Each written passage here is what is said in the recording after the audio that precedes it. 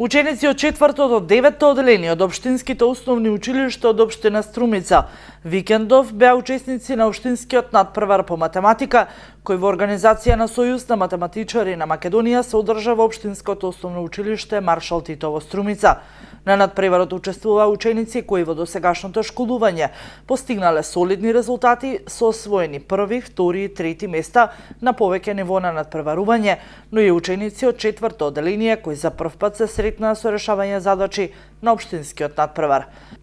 По прегледувањето на решените задачи од 142 ученика, комисијата соодветно на ниво на надпреварување за учениците од 4-то до 9-то оделение, според освоените бодови, додели 76 награди и 27 пофалници.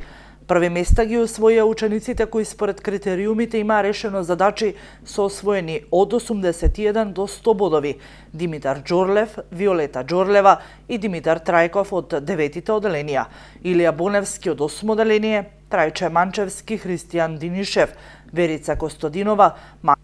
Максим Илиев и Никола Станишлевиќ од 7-те оделенија,